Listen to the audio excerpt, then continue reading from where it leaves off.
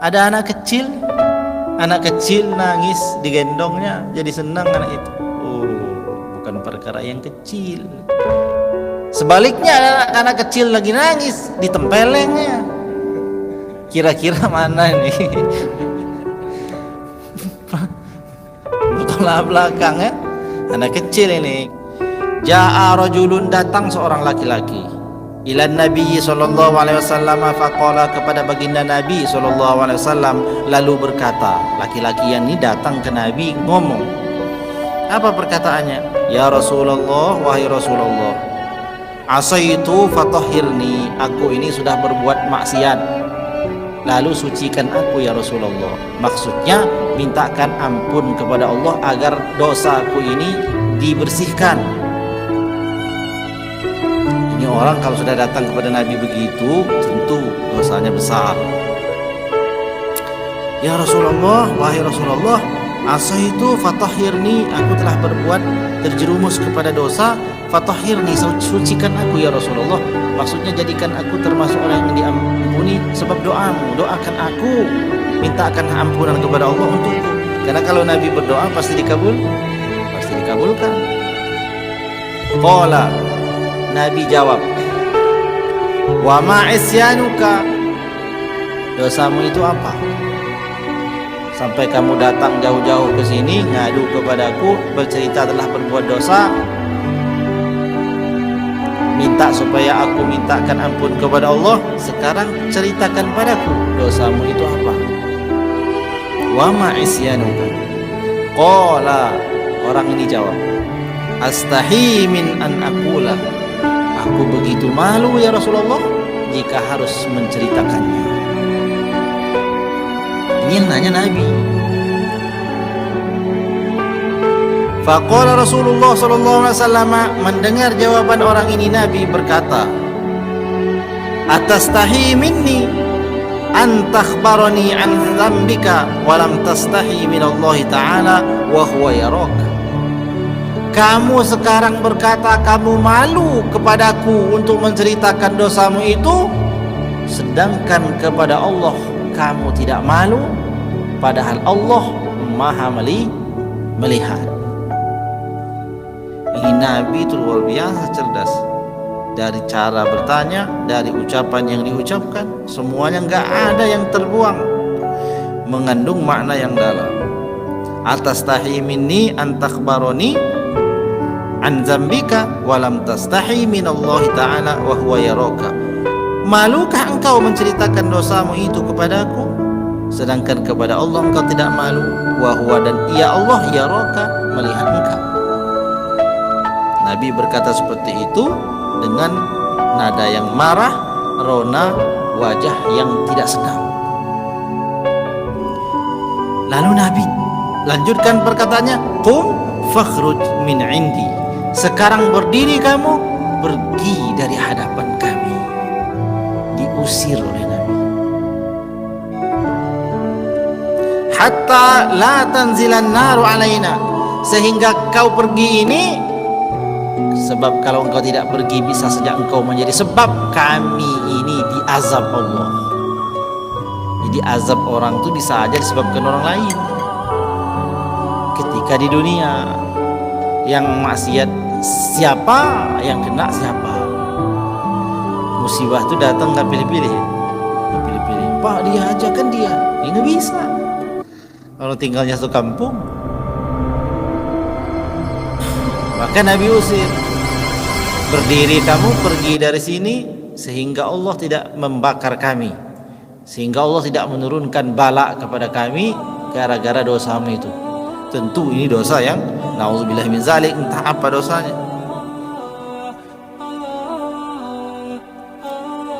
Jadi Nabi menyeru begitu, diusir Nabi, berdiri kamu, pergi dari sini, sehingga Allah tidak menurunkan azab kepada kami gara-gara engkau ini. Lalu orang tersebut, bayangkan saja bagaimana orang datang ke Nabi. Kalau orang sudah datang ke Nabi ini nggak ada lagi ya tempat bersandar selain Nabi itu. Sudah datang ke Nabi, nggak diterima Nabi, diusir Nabi. Tentu putus asa, putus asa. Fa kharaja ar-rajulu khaiban wa aisan, maka keluarlah seorang laki-laki itu khaiban wa aisan, dalam keadaan ia ini putus asa, wajahnya cemberut, murung, putus asa, entah apa yang bakal dilakukan.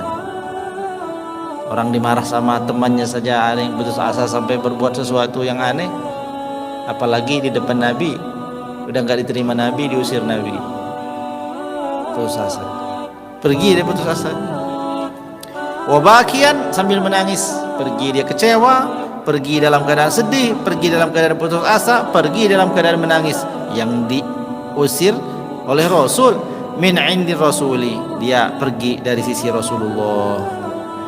Lalu setelah orang ini pergi meninggalkan Nabi, faja'a Jibrilu wa qala, datang malaikat Jibril menghampiri Nabi.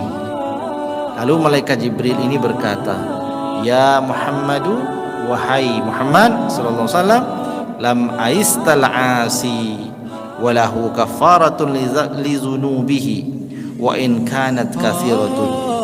Wahai Muhammad, jangan putus asa dengan dosanya orang. Maknanya enggak ada alasan orang untuk putus asa. Sesungguhnya orang tadi itu sudah punya kafarat, sudah punya penebus dosanya, meskipun dosanya itu begitu banyak. Datang malaikat Jibril bilang seperti itu. Faqala Rasulullah sallallahu alaihi wasallam, mendengar malaikat Jibril berkata begitu, lalu Nabi jawab, wa ma kafaratuhu, kafaratnya apa wahai Jibril? Orang tadi sudah berbuat dosa yang besar, sudah diusir, engkau datang mengabarkan dia sudah punya kafarat, penebus atas dosanya. Kabarkan kepadaku wahai Jibril, apa penebus dosa dia itu? Qala, berkata malaikat Jibril, lahu sabiyun saghirun, orang yang datang tadi itu punya anak kecil, punya anak kecil. Fa iza dakhala fi baitihi, maka apabila ia telah masuk ke dalam rumahnya, was-sabiyyu yastaqbiluhu fayadfa'u ilaihi syai'an minal ma'kulati aw ma yafrahu bihi, meskipun dia ini dosa, dia itu punya anak kecil. Lalu kata malaikat Jibril, kelakuan orang ini begitu dia pulang ke rumahnya, dilihatnya ada anak kecilnya itu merengek-rengek minta sesuatu kepadanya. Meskipun dia dalam keadaan yang demikian, dia peluk, dia cium anak kecilnya itu, lalu dia berikan sesuatu apa saja daripada jenis makanan ringan yang kecil-kecil itu, atau apa saja yang bisa menyebabkan anak kecilnya itu menjadi senang. Fa iza farihas sabiyyu yakunu kaffaratan li zanbihi, maka seketika kebahagiaan ada di dalam hati anak kecilnya itu, jadilah ia penebus atas kesalahan dan dosa-dosanya. Jadi anak kecil disayang, ya, meskipun capek pulang kerja, anaknya udah melotot, anaknya negur aja udah nggak dijawab, saking capeknya, ya, nah, capek lelah, anaknya negur aja nggak ditanggepin.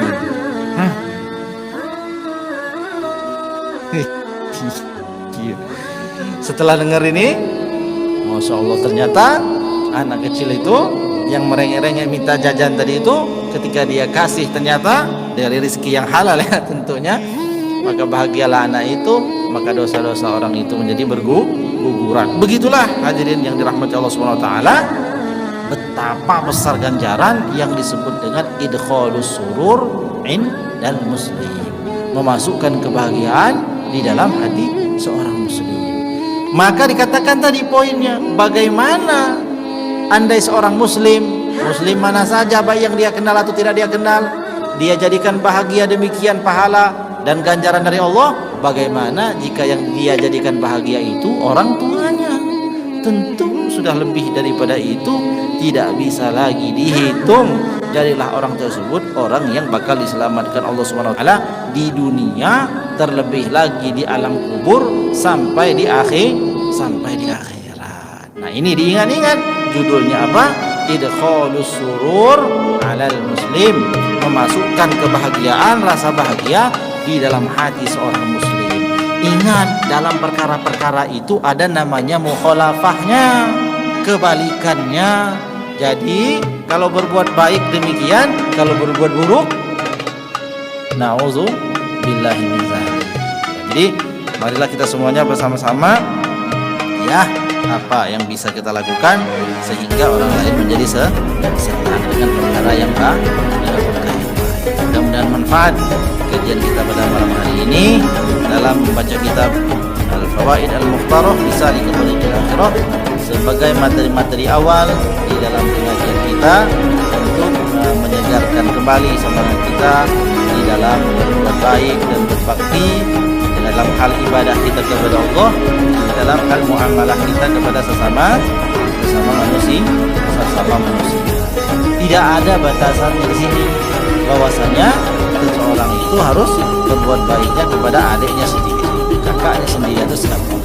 Tetapi siapa saja seorang muslim, bahkan orang yang bukan muslim sekalipun, jika ia bukanlah orang yang memusuhi agama kita, maka tentu mereka juga punya hak untuk menjadi bahagia.